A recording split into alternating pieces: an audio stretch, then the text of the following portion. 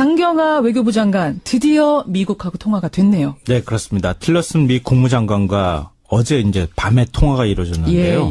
예, 그래요. 강경화 틸러슨 전화 통화. 이 뉴스의 배경 행간엔 뭐가 숨어 있습니까? 첫 번째 행간은 강경화 장관이 유엔 베테랑 출신이었지입니다. 그런 생각이 먼저 드셨어요? 강 장관이 누굽니까?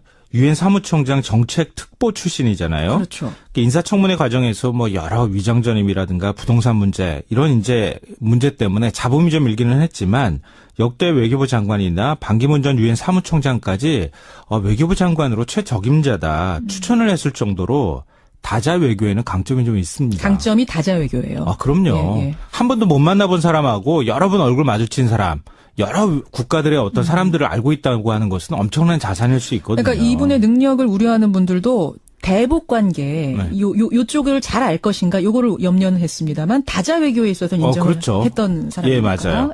근데 아니나 다를까 어제 틸러슨 장관과 25분간 통화가 이루어졌는데요. 가장 눈에 띄었던 부분은 별도의 통역 없이 1대1로 거침없이 대화를 주고받았다는 겁니다. 외교부 장관이면 다 그런 거 아니에요? 그런 건 아니에요. 아니에요? 외교부 장관이라고 해서 이 일반적인 회담이나 뭐 이런 거 할 때 아주 예민하게 단어들이 오고 가고 있기 때문에 그건 통역을 써야 돼요. 그래요? 예. 근데 강 장관은 미국인보다 더 영어를 잘하기로 유명하잖아요. 미국인보다 더 잘해요? 원래 우리나라 온 외국인 중에서 우리나라 사람보다 말 더 잘하는 사람 같다는 느낌 받는 사람도 있잖아요. 그렇군요. 그러니까 통역이 없다는 말이 이게 굉장히 중요한데요. 외교적인 거에서. 사실 외교에 있어서는 서로 간에 상대방의 감정의 흐름들 그걸 예민하게 읽는 게 굉장히 중요하잖아요. 그렇죠. 예를 들면 우리가 대화를 할 때도 살짝 토라졌어. 그 토라진 감정을 읽고 그 사람한테 그 감정에 대해서 살짝 이렇게 돌아가면서 애들로 표현하거나 이런 게 굉장히 중요해요. 뉘앙스라는 게 있거든요. 그걸 읽느냐 못 읽느냐의 차이가 있거든요. 그거는 읽어내기가 굉장히 어려운 맞아요. 거거든요. 맞아요. 그런 면에서 이 강 장관은 굉장히 큰 강점을 갖고 있는 장관이라는 게 이번에 확인이 됐다고 볼 수 있을 것 같아요. 그렇군요. 예. 두 번째 행간은 뭡니까? 두 번째 행간은 두 가지 공감이 이루어진 점을 주목할 필요가 있다입니다. 두 가지 어떤 공감입니까? 우선 어제 통화에서 가장 큰 소득은 사드 문제에 관한 오해를 또 풀었다는 겁니다. 그래요? 이거 풀어도 계속 오해가 있다고 언론에서 얘기를 하고 있기 때문에 그렇긴 하지만 일단은 어제 그 틸러슨 장관의 말을 보면 확실히 오해가 일단은 풀린 것 같습니다. 뭐라고 했길래요? 강 장관이 환경 영향 평가에 대해서 미국 내에서 사실은 우려의 목소리가 나오고 있다는 언론 보도가 굉장히 많았었잖아요. 그게 사드를 중단하려고 하는 의도가 아니라 민주적 절차와 정당성을 담보하려고 하는 목적이었다. 이렇게 설명을 하니까 틸러슨 장관이 동의를 하면서 한국 내 민주적 절차를 존중한다 이렇게 밝혔습니다. 그 단어가 나왔어요? 네네. 한국 내 민주적 절차. 그러니까 너희들은 환경 영향 평가라는 걸 받아야 되는구나. 그걸 인정한 거예요. 그럼 일단 그렇죠. 틸러스 장관 선에서는. 그러니까 미국 내에서 그 동안에 이거 사드 배치 안 하려고 하는 건 그런 뭐 이른바 꼼수 아니야? 뭐 이런 것처럼 의심했죠. 의심했는데 그게 일단 풀렸다는 거고요. 또 하나는 한미 정상회담 전에 파이널 터치. 그러니까 사전 정지 작업으로 사전 접촉을 하기로 합의했다는 점입니다. 강 장관이 한미 정상회담 전에 파이널 터치를 하는 게 좋겠다 이렇게 얘기를 하니까 틸러슨 장관이 그것은 중요한 이야기다. 보좌진을 통해 일정을 조율하자 이렇게 화답을 했습니다. 그러니까 필요에 따라서 강 장관이 미국을 직접 방문하는 방안도 검토를 한다고 하는데요. 강 장관이 이 정상회담, 굉장히 중요한 정상회담 전에 외교부 장관으로서의 존재감을 보여줬다 이렇게 평가할 수 있을 것 같습니다. 첫 통화 성공적으로 이루어졌다라는 두 번째 행간. 세 번째는 뭡니까? 마지막 세 번째 행간은 불안을 조장할 필요가 없다입니다. 이건 무슨 말씀이세요? 우리나라 일부 보수 언론 요즘 보도태도 보면요. 한미 간에 엄청난 긴장, 엄청난 갈등이 있는 것처럼 자꾸 긁어부스럼을 만드는 것 같은 보도태도를 보이거든요. 이제 문정인 특보 발언 같은 거 크게 이슈화된 부분들. 네, 그것도 거예요? 사실은 뭐 굳이 그렇게까지 얘기 안 해도 되는데 트럼프가 뭐 환경 영향 평가 문제에 대해서 경로했다, 욕설까지 했다, 뭐 이러면서 마치 뭐 상황이 진노한 것처럼 보도하는 그런 보도태도도 있거든요. 근데 우리는 왜 항상 미국의 태도에 맞춰줘야 하는 그런 나라는 아니잖아요. 너무 사대주의적 사고가 있는 것 아닐까 이런 우려도 있는데요. 사실 내용적으로 보자면 한미 간에는 큰 이견이 없습니다. 방금 전에 사드 문제 말씀드렸죠. 북핵 반대하죠. 원비어 사망 같이 규탄하고 있죠. 만약 서로 간에 이견이 있다면 그건 외교력으로 풀면 되죠. 설득하고 믿음을 주고 이런 시간이 좀 필요한 거거든요. 그래요. 그러니까 강경화 외교부 장관이 시험대에 섰고 잘 해내리라고 앞으로 좀 믿고 싶습니다. 여기까지 오늘의 행간 김성환 씨 수고하셨습니다. 네, 고맙습니다. 지금 강경화 장관이 주말 오후부터 일하기 시작했는데요. 그동안 전직 사무총장 둘과 현직 사무총장과 직접 통화를 했다고 합니다. 그리고 앞으로 한미 정상회담을 비롯한 각종 외교 현안에 있어서 협조를 약속받았다고 하네요. 야, 과연 주말에 미국에 자기가 스스로 전화해가지고 번호 딴 것도 대단하잖아. 직접 이런 얘기를 원어로 할 수 있는 장관. 전화번호를 딸 이유가 벌써 대화가 하고 있는 분들이잖아요. 항상 전화번호 따로 안 따고 그렇죠. 직접 전화해서 전직 유엔 사무총장들, 현직 유엔 사무총장과 대화할 수 있는 외교부 장관을 가진 나라가 얼마나 있겠냐는 그러니까 거야. 저는 너무 든든한 게 구테레스는 놓기 싫어했고 뭐 반 총장은 뭐 의뢰 알고 또 뭐 너무나도 그 유엔이 지금 활발하게 가고 싶어 하는 그 루트를 너무 잘 알고 메커니즘을 너무나도 잘 하시는 분이 있어가지고 외교는 든든합니다.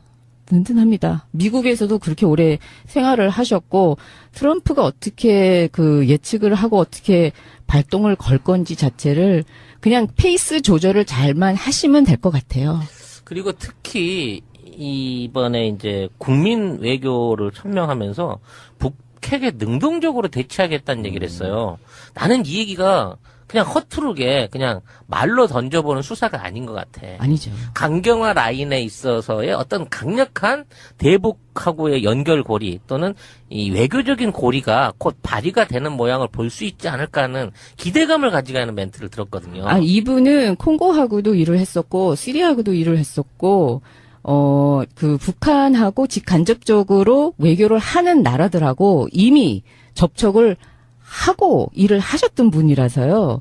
김정은하고 어떻게 그 딜을 해야 되는지도 이미 파악을 하고 계시리라고 저는 믿고 있어요.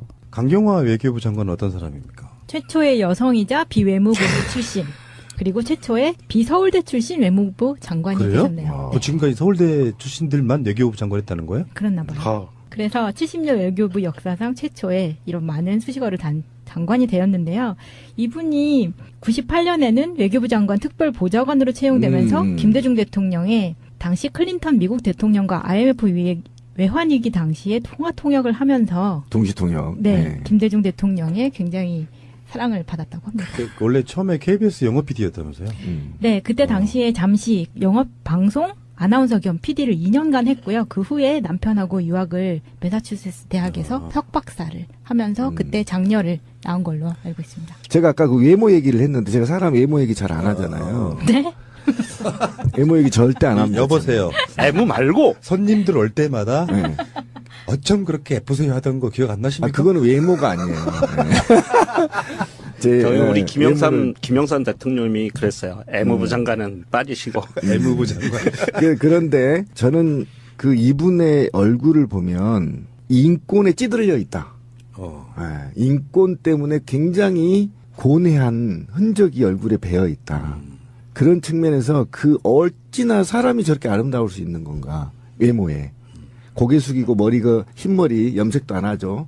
염색도 안 한 그 흰머리가 섞여 있는 머리에 고개 숙이면서 열심히 일하고 인권에 대해서 고뇌하는 모습들을 정말 인간이란 저렇게 아름다울 수가 있구나. 멋졌어요, 진짜. 멋졌어요. 정말 쩔고. 예. 그리고 관료주의로 쩌들어 있는 외교부가 여성으로 앉았어요. 얼마나 불쾌할까요, 남자들이.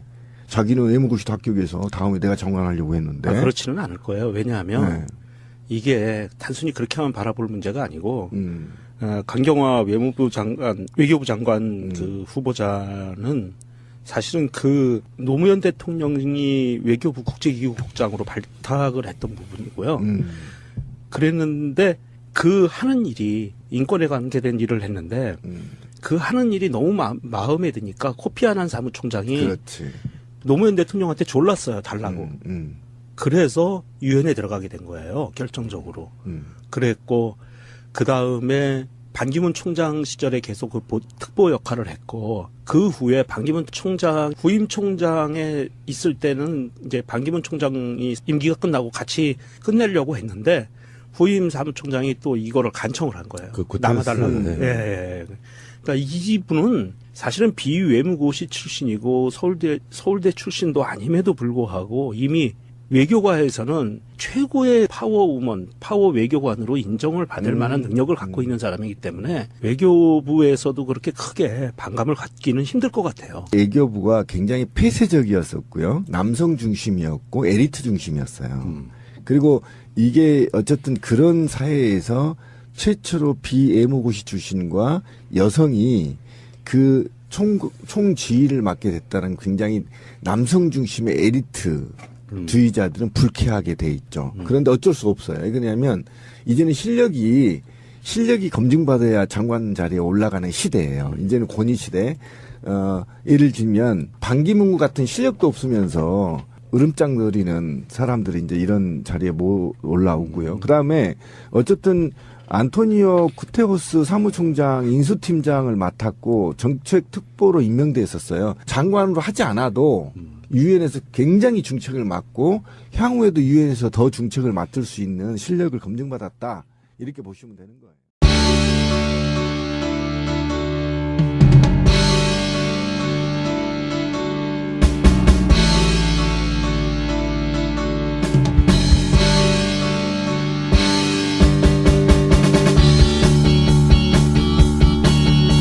강경화 외교부 장관 드디어 미국하고 통화가 됐네요. 네, 그렇습니다. 틸러슨 미 국무장관과 어제 이제 밤에 통화가 이루어졌는데요. 예, 그래요. 강경화 틸러슨 전화 통화. 이 뉴스의 배경 행간엔 뭐가 숨어 있습니까? 첫 번째 행간은 강경화 장관이 유엔 베테랑 출신이었지입니다. 그런 생각이 먼저 드셨어요? 강 장관이 누굽니까? 유엔 사무총장 정책특보 출신이잖아요. 그렇죠. 인사청문회 과정에서 뭐 여러 위장전임이라든가 부동산 문제 이런 이제 문제 때문에 잡음이 좀 일기는 했지만 역대 외교부 장관이나 반기문 전 유엔 사무총장까지 외교부 장관으로 최적임자다 추천을 했을 정도로 다자 외교에는 강점이 좀 있습니다. 강점이 다자 외교예요. 그럼요. 예. 한 번도 못 만나본 사람하고 여러 번 얼굴 마주친 사람, 여러 국가들의 어떤 사람들을 알고 있다고 하는 것은 엄청난 자산일 수 있거든요. 그러니까 이분의 능력을 우려하는 분들도 대북 관계 요쪽을 잘 알 것인가 요거를 염려는 했습니다만 다자 외교에 있어서 인정을 그렇죠. 했던 사람이니까. 예, 맞아요. 예. 근데 아니나 다를까 어제 틸러슨 장관과 25분간 통화가 이루어졌는데요. 가장 눈에 띄었던 부분은 별도의 통역 없이 1대1로 거침없이 대화를 주고받았다는 겁니다. 외교부 장관이면 다 그런 거 아니에요? 그런 건 아니에요. 아니에요? 외교부 장관이라고 해서 이 일반적인 회담이나 뭐 이런 거 할 때 아주 예민하게 단어들이 오고 가고 있기 때문에 그건 통역을 써야 돼요. 그래요? 예. 근데 강 장관은 미국인보다 더 영어를 잘하기로 유명하잖아요. 미국인보다 더 잘해요? 원래 우리나라 온 외국인 중에서 우리나라 사람보다 말 더 잘하는 사람 같다는 느낌 받는 사람도 있잖아요. 그렇군요. 그러니까 통역이 없다는 말이 이게 굉장히 중요한데요. 외교적인 거에서. 사실 외교에 있어서는 서로 간에 상대방의 감정의 흐름들 그걸 예민하게 읽는 게 굉장히 중요하잖아요. 그렇죠. 예를 들면 우리가 대화를 할 때도 살짝 토라졌어. 그 토라진 감정을 읽고 그 사람한테 그 감정에 대해서 살짝 이렇게 돌아가면서 애들로 표현하거나 이런 게 굉장히 중요해요. 뉘앙스라는 게 있거든요. 그걸 그 루트를 너무 잘 알고 메커니즘을 너무나도 잘 아시는 분이 있어가지고 외교는 든든합니다. 미국에서도 그렇게 오래 생활을 하셨고 트럼프가 어떻게 그 예측을 하고 어떻게 발동을 걸 건지 자체를 그냥 페이스 조절을 잘만 하시면 될 것 같아요. 그리고 특히 이번에 이제 국민 외교를 천명하면서 북핵에 능동적으로 대치하겠다는 얘기를 했어요. 나는 이 얘기가 그냥 허투루게 그냥 말로 던져보는 수사가 아닌 것 같아. 아니죠. 강경화 라인에 있어서의 어떤 강력한 대북하고의 연결고리 또는 이 외교적인 고리가 곧 발휘가 되는 모양을 볼 수 있지 않을까 하는 기대감을 가지고 하는 멘트를 들었거든요. 이분은 콩고하고도 일을 했었고 시리아하고도 일을 했었고 그 북한하고 직간접적으로 외교를 하는 나라들하고 이미 접촉을 하고 일을 하셨던 분이라서요.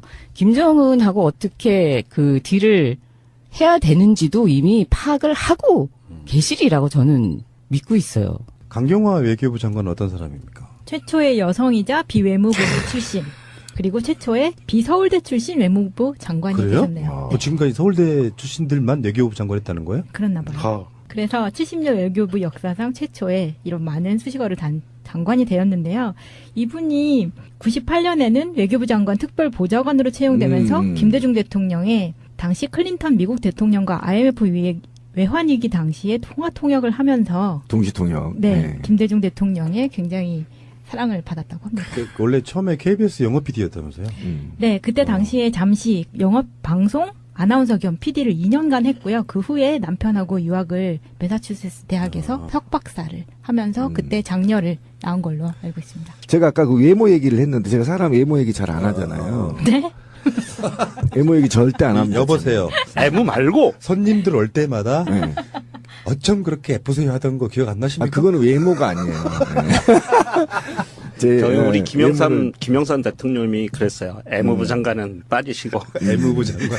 그런데 저는 그 이분의 얼굴을 보면 인권에 찌들려 있다. 인권 때문에 굉장히 고뇌한 흔적이 얼굴에 배어 있다. 그런 측면에서 어찌나 사람이 저렇게 아름다울 수 있는 건가. 외모에.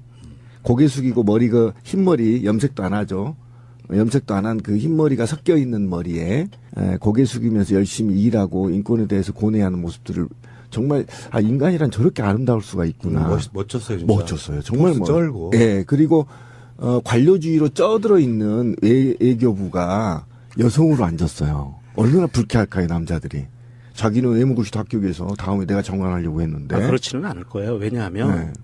이게 단순히 그렇게만 바라볼 문제가 아니고 강경화 외교부 장관 그 후보자는 사실은 그 노무현 대통령이 외교부 국제기구국장으로 발탁을 했던 부분이고요. 그랬는데 그 하는 일이 인권에 관계된 일을 했는데 그 하는 일이 너무 마음에 드니까 코피 아난 사무총장이 그렇지. 노무현 대통령한테 졸랐어요. 달라고. 그래서 유엔에 들어가게 된 거예요. 결정적으로. 그랬고 그 다음에 반기문 총장 시절에 계속 그 특보 역할을 했고 그 후에 반기문 총장 후임 총장에 있을 때는 이제 반기문 총장이 임기가 끝나고 같이 끝내려고 했는데 후임 사무총장이 또 이거를 간청을 한 거예요. 남아달라고. 네. 예. 그러니까 이분은 사실은 비외무고시 출신이고 서울대 출신도 아님에도 불구하고 이미 외교가에서는 최고의 파워우먼, 파워 외교관으로 인정을 받을 만한 능력을 갖고 있는. 보수 언론. 요즘 보도태도 보면요. 한미 간에 엄청난 긴장, 엄청난 갈등이 있는 것처럼 자꾸 긁어부스럼을 만드는 것 같은 보도태도를 보이거든요. 이제 문정인 특보 발언 같은 거 크게 이슈화된 부분들. 네, 말씀하시는 그것도 거예요? 사실은 뭐 굳이 그렇게까지 얘기 안 해도 되는데 트럼프가 뭐 환경 영향평가 문제에 대해서 경로했다, 욕설까지 했다, 뭐 이러면서 마치 뭐 상황이 진노한 것처럼 보도하는 그런 보도태도도 있거든요. 근데 우리는 왜 항상 미국의 태도에 맞춰줘야 하는 그런 나라는 아니잖아요. 너무 사대주의적 사고가 있는 것 아닐까 이런 우려도 있는데요. 사실 내용적으로 보자면 한미 간에는 큰 이견이 없습니다. 방금 전에 사드 문제 말씀드렸죠. 북핵 반대하죠. 원비어 사망 같이 규탄하고 있죠. 만약 서로 간에 이견이 있다면 그건 외교력으로 풀면 되죠. 설득하고 믿음을 주고 이런 시간이 좀 필요한 거거든요. 그래요. 그러니까 강경화 외교부 장관이 시험대에 섰고 잘 해내리라고 앞으로 좀 믿고 싶습니다. 여기까지 오늘의 행간 김성환 씨 수고하셨습니다. 네, 고맙습니다. 지금 강경화 장관이 주말 오후부터 일하기 시작했는데요. 그동안 전직 사무총장 둘과 현직 사무총장과 직접 통화를 했다고 합니다. 그리고 앞으로 한미 정상회담을 비롯한 각종 외교 현안에 있어서 협조를 약속받았다고 하네요. 야, 과연 주말에 미국에 자기가 스스로 전화해가지고 번호 딴 것도 대단하잖아. 직접 이런 얘기를 원어로 할 수 있는 장관. 전화번호를 딸 이유가 벌써 대화가 하고 있는 분들이잖아요. 항상 전화번호 따로 안 따고 그렇죠. 직접 전화해서 전직 유엔 사무총장들, 현직 유엔 사무총장과 대화할 수 있는 외교부 장관을 가진 나라가 얼마나 있겠냐는 그러니까 거야. 저는 너무 든든한 게 구테레스는 놓기 싫어했고 뭐 반 총장은 뭐 의뢰 알고 또 뭐 너무나도 그 유엔이 지금 활발하게 가고 싶어 하는 그 읽느냐 못 읽느냐의 차이가 있거든요. 그거는 읽어내기가 굉장히 어려운 맞아요. 거거든요. 맞아요. 그런 면에서 이 강 장관은 굉장히 큰 강점을 갖고 있는 장관이라는 게 이번에 확인이 됐다고 볼 수 있을 것 같아요. 그렇군요. 그렇군요. 예. 두 번째 행간은 뭡니까? 두 번째 행간은 두 가지 공감이 이루어진 점을 주목할 필요가 있다입니다. 두 가지 어떤 공감입니까? 우선 어제 통화에서 가장 큰 소득은 사드 문제에 관한 오해를 또 풀었다는 겁니다. 그래요? 이거 풀어도 계속 오해가 있다고 언론에서 얘기를 하고 있기 때문에 예. 그렇긴 하지만 일단은 어제 그 틸러슨 장관의 말을 보면 확실히 오해가 일단은 풀린 것 같습니다. 뭐라고 했길래요? 예, 강 장관이 환경 영향 평가에 대해서 미국 내에서 사실은 우려의 목소리가 나오고 있다는 언론 보도가 굉장히 많았었잖아요. 그게 사드를 중단하려고 하는 의도가 아니라 예. 민주적 절차와 정당성을 담보하려고 하는 목적이었다. 이렇게 설명을 하니까 틸러슨 장관이 동의를 하면서 한국 내 민주적 절차를 존중한다 이렇게 밝혔습니다. 그 단어가 나왔어요? 네네. 한국 내 민주적 절차. 그러니까 너희들은 환경 영향 평가라는 걸 받아야 되는구나. 그걸 예. 인정한 거예요. 그럼 예, 일단 그렇죠. 틸러스 장관 선에서는 예, 예. 그러니까 미국 내에서 그동안에 이거 사드 배치 안 하려고 하는 건 그런 이른바 꼼수 아니야? 이런 계속 것처럼 의심했죠. 네, 의심했는데 그게 일단 풀렸다는 거고요. 또 하나는 한미 정상회담 전에 파이널 터치, 그러니까 사전 정지 작업으로 사전 접촉을 하기로 합의했다는 점입니다. 예. 강 장관이 한미 정상회담 전에 파이널 터치를 하는 게 좋겠다 이렇게 얘기를 하니까 예. 틸러슨 장관이 그것은 중요한 이야기다. 보좌진을 통해 일정을 조율하자 이렇게 화답을 했습니다. 예. 그러니까 필요에 따라서 강 장관이 미국을 직접 방문하는 방안도 검토를 한다고 하는데요. 강 장관이 이 정상회담, 굉장히 중요한 정상회담 전에 외교부 장관으로서의 존재감을 보여줬다 이렇게 평가할 수 있을 것 같습니다. 첫 통화 성공적으로 이루어졌다라는 두 번째 행간. 세 번째는 뭡니까? 마지막 세 번째 행간은 불안을 조장할 필요가 없다입니다. 이건 무슨 말씀이세요? 우리나라 일부